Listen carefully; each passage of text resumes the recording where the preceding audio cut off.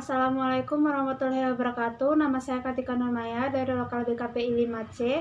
Dari kelompok 5 akan membahas mengenai teknik pertanyaan terbuka, sambung menyambung atau keruntutan pembicaraan, dan dorongan minimal. Terlebih dahulu saya akan menjelaskan pengertiannya. Yang pertama ada teknik pertanyaan terbuka. Teknik pertanyaan terbuka adalah pertanyaan yang menghendaki jawabannya panjang, lengkap, dan tanpa ada batasan untuk mencari informasinya, di mana teknik ini digunakan untuk memancing klien agar mau berbicara, mengungkapkan perasaannya, pengalamannya, dan pemikirannya. Yang kedua ada keruntutan. Keruntutan adalah pembicaraan konseling, maksudnya adanya sambung menyambung dalam pembicaraan secara tepat, di mana tujuannya agar permasalahan dapat dijelajahi secara mendalam. Yang ketiga ada dorongan minimal. Dorongan minimal adalah teknik untuk memberikan suatu dorongan langsung secara singkat terhadap apa yang dikemukakan oleh klien. Untuk lebih jelasnya, mari kita simak video berikut ini. Saya sangat senang bisa bertemu dengan Jesse hari ini. Terlebih dahulu, perkenalkan nama saya Kartika Nurmaya. Jesse bisa panggil saya ibu atau kakak atau panggilan lain yang membuat Jesse nyaman. Baik, saya akan memanggil Anda kakak saja. Baik, kalau begitu, kalau boleh tahu bagaimana kabarnya Chelsea hari ini? Entahlah kak, saya merasa sedikit bingung dan sedih. Kakak memahami apa yang Chelsea rasakan. Namun, bisakah Chelsea ceritakan apa yang membuat Chelsea tidak enak dan terganggu tersebut secara bersama?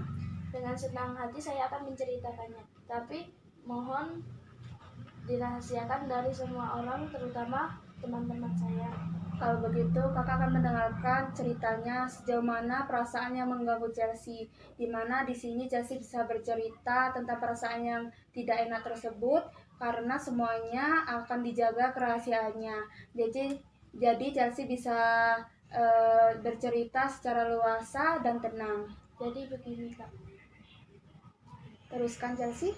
Saya merasa tidak percaya diri saat akan tampil di depan orang banyak, apalagi saya dipanggil di depan kelas. Lalu bagaimana?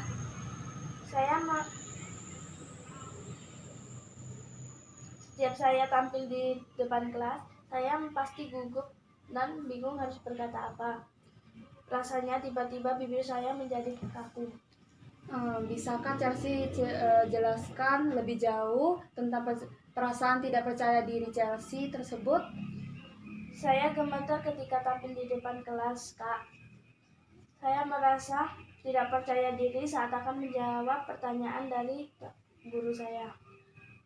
Selanjutnya, apa yang Chelsea lakukan ketika perasaan tidak percaya diri Chelsea tersebut saat di kelas? Saya hanya diam saja daripada malu di depan teman-teman saya. Apakah dengan cara demikian Chelsea bisa merasa senang atau nyaman? Tidak. Kalau begitu, apakah Chelsea berpikir bahwa segala sesuatunya harus dilakukan secara sempurna tanpa kesalahan sedikit pun? Apakah demikian? Iya kak, saya orangnya memang begitu. Segala sesuatu yang saya lakukan harus dengan sempurna dan baik, walaupun tidak mungkin. Kalau begitu, apakah masalah Chelsea tentang bagaimana Chelsea bisa tampil di depan kelas dan menjawab pertanyaan dari guru tanpa merasa gugup atau gemetar? Iya kak, saya bingung harus bagaimana. Setiap hari saya berpikir dan berusaha bagaimana caranya agar saya bisa percaya diri tampil di depan kelas. Sekian video tentang teknik pertanyaan terbuka, sambung menyambung atau keruntutan pembicaraan, dan dorongan minimal. Apabila terdapat kesalahan, saya mohon maaf yang sebesar-besarnya. Saya tutup dengan wassalamualaikum warahmatullahi wabarakatuh.